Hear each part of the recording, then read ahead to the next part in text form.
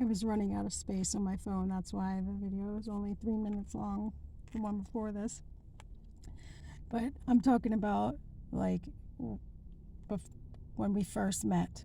That's when you told me that I was controlling, and that changed my life.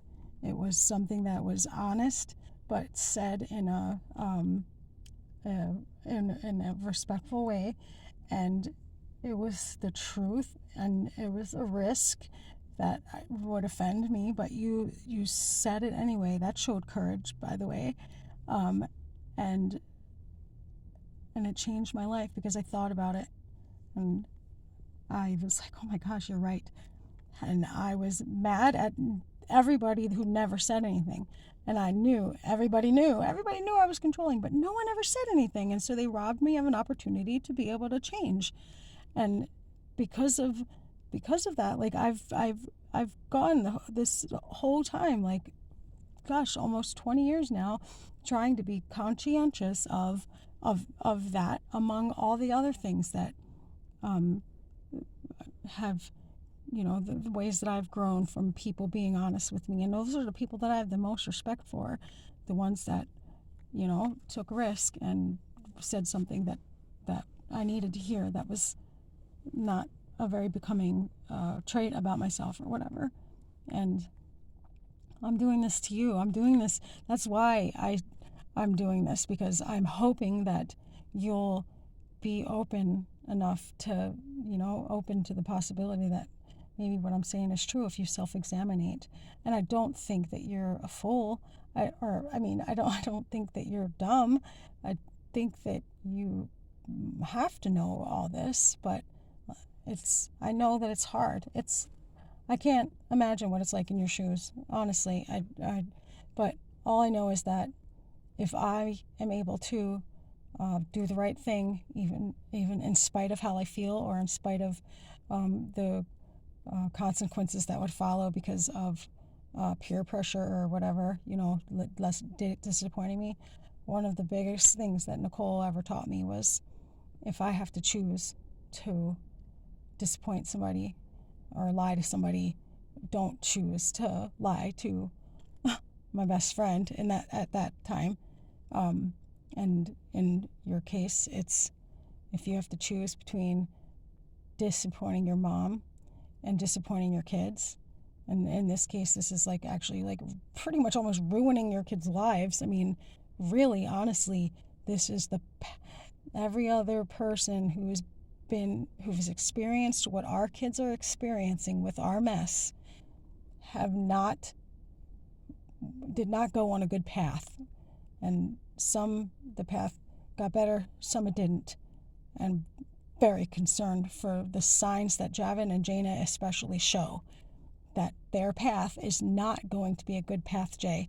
And you if you're going to put all your faith in listening to a child's perspective about their life, okay, and what your wife says, who doesn't have a good track record for honesty, and I'm pretty sure you have to be aware of that, because I think that I'm not lying to you when I tell you that every day during that time, that before Mike died, when we were all living together, every day she was telling me how great I was doing, and how I'm such a much better mom than she is, and how she's making sure to tell you that I'm doing good at home, and all that stuff. And doesn't sound like that was true. And just the fact of being my best friend for 20 years and then completely and totally turning on me like that, like when Mike died, like, what the frick? That was not very honorable. That was not very loyal and faithful to a friend of 20 years. I never did wrong. I never did anything wrong to her. And for, and just her telling me that Alicia was scared that she was going to lose her new daddy. Alicia would not have said that or expressed that. That was Karen lying to me. That was Karen's concern before she moved here. Scared that I was going to steal you away. And I said, no, I'm with Mike. I love Mike. And I just feel in my gut that Mike died, and she panicked because in her mind, Mike was the only reason I wasn't stealing you away from her. And now Mike died. So, and Jay, it's just all foolishness. And that's her own problems that therapy can help her. And this is serious.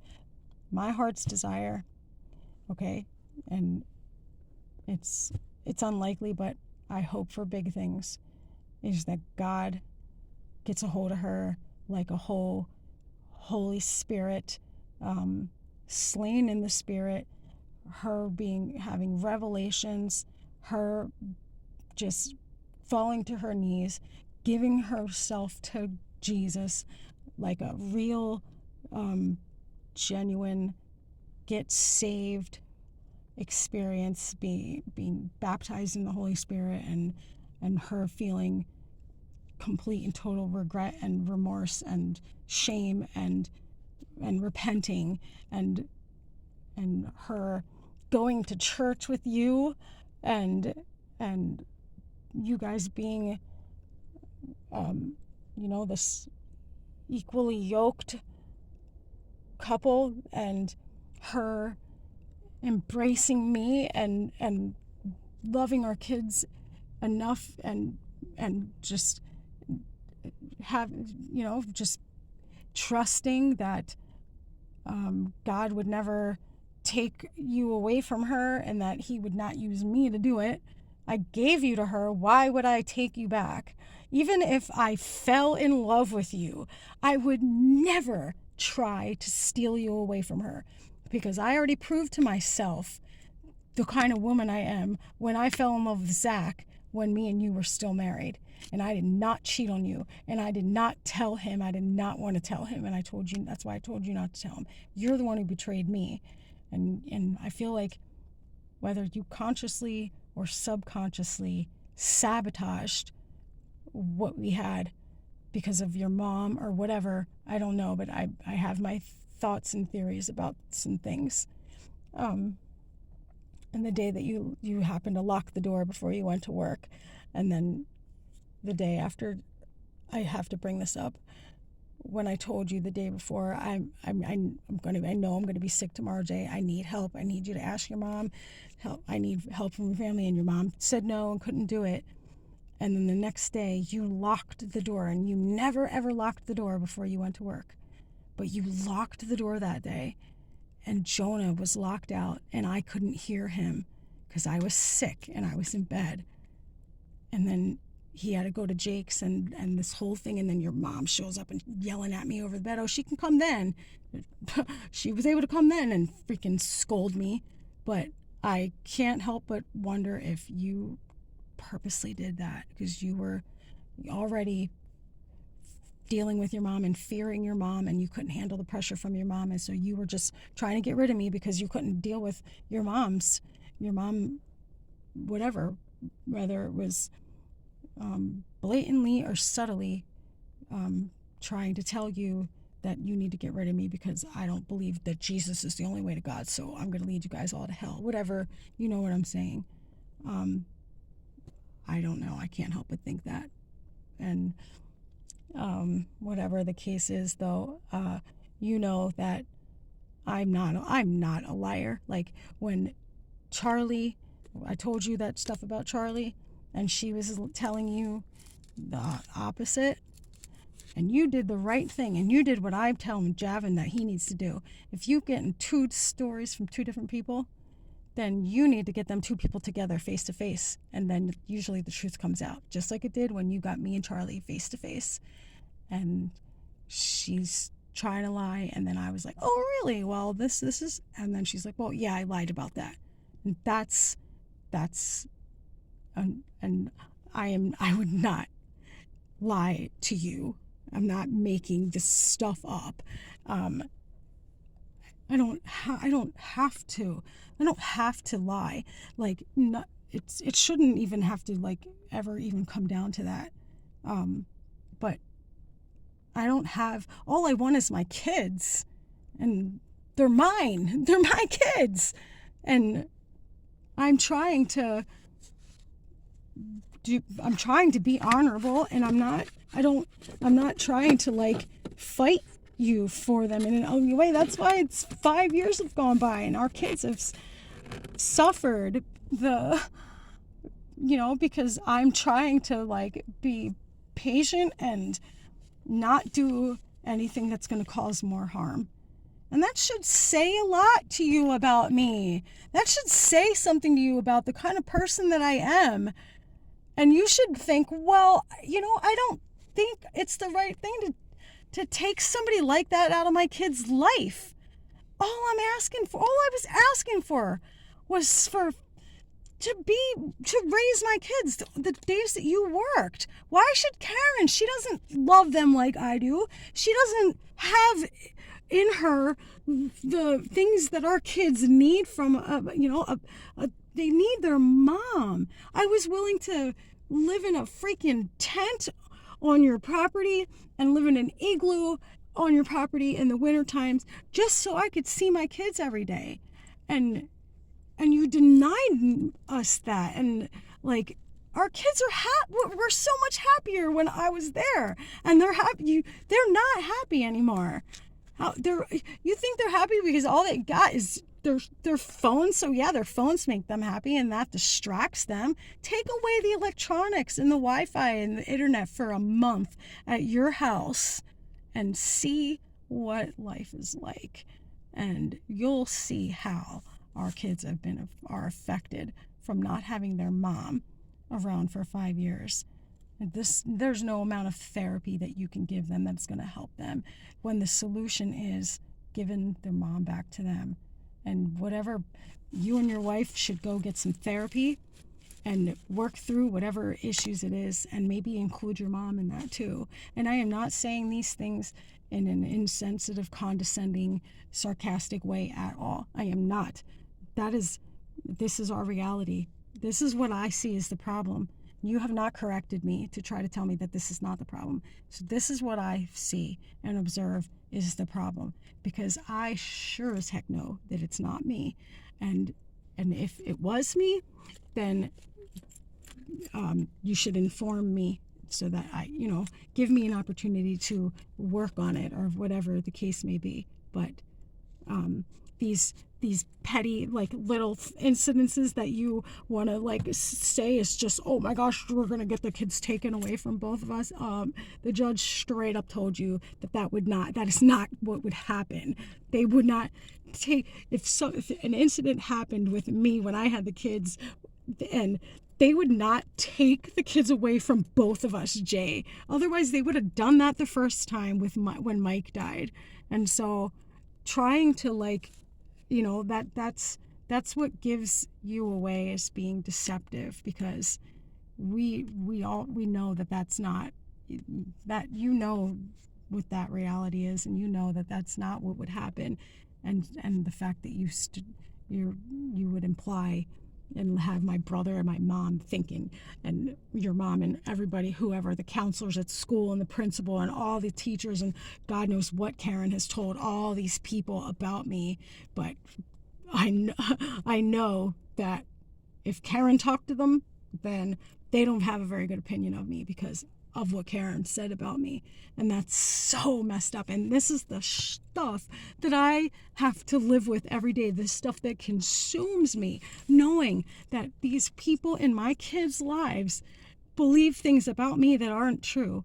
And I don't get an opportunity to be able to set the record straight because of this court thing that you have hanging over my head so unfairly. I want this dropped. I want this thing where you have temporary sole custody gone and done with, Jay. That is what I'm working towards, and I've earned that. I didn't do anything that was illegal, or I didn't break the law, and I didn't do anything that would have gotten our kids taken away from us. And the right thing for you to do should have been to take the time to see that, to find out for sure for yourself. And all this, I'm not a fool. You give yourself away with all this, not doing anything to see for yourself. Because when a person does nothing in the way that you're doing nothing, it's the biggest indicator that you you don't have any intentions. You don't want to be proven wrong because you want things to stay the way they are. And that's super duper sad for our kids. Very, very, very sad. And so the day will come when you're going to have to answer for all this, because I will always be in their life. You will never be able to get rid of me. You will have to murder me. I am always going to pursue our kids, and if I have to wait until they're 18 to be able to have them and live with them and live with my girls, so be it. But once they're with me, that's that. They're always going to be with me. I would never do anything to ruin my relationship with them, and I will do whatever it takes to repair any damage that I would possibly do, like now with Javin and Jaina, because I'm trying to be a parent. And so, okay, so my flaw is I give long lectures. Wow, shoot me. That oh my gosh, to allow them to not come to me because I give them long lectures, that's just messed up. And now that I'm aware of I am totally going to be conscientious of that. And I'm going to try my best not to get carried away with lecturing them, because I want to see them. I want to be with them. And there's so many right things that you can do to help. And I know I get carried away with these, the writing the letters, and I repeat myself because I don't know what you hear and what you don't hear, and what you read and what you don't read. And obviously, even if you have peace and everything's okay with you and you can sleep at night and you're not bothered by any of this because you think you're doing the right thing, well, Jay, you should care that is not what's going on with me, okay? The mother of your children is suffering, and closure with you, some kind of me and you talking face to face so we can get everything out on the table and explaining to each other and working things out to have peace and understanding. That's what heals and brings peace. And you should want to do that. A good man, an honorable man, would want to, if he realizes that he's causing somebody pain, whether it's a misunderstanding or whatever.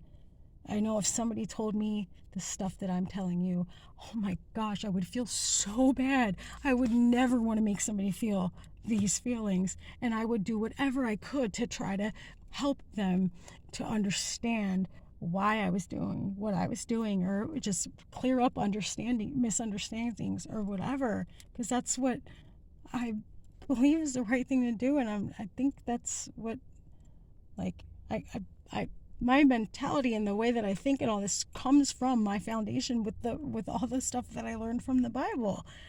And it's not my interpretation, Jay. This is like universal. I'm gonna be done now. I'm sorry, but I'm fighting for our kids the only way that I feel is right now.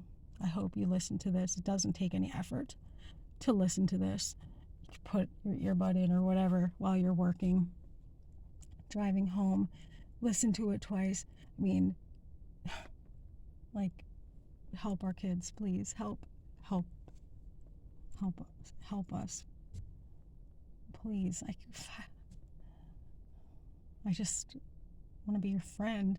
We had such a good friendship. You were like the best friend I ever had, like the best, most healthiest relationship, the most comfortable, the most naturally got along. It was so easy to be honest with you, and it was like a solid, true friendship.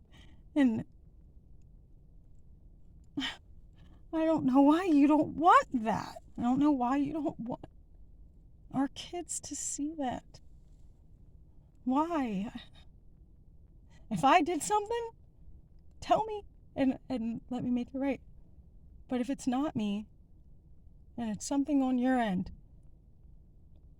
do something about it, please. Just like, if you can't on your own, get help, because there's help in one form or another. I can help you if you would just meet with me in person and just be real, and I can help you. I mean, you have no idea what I've learned in the past 5 years.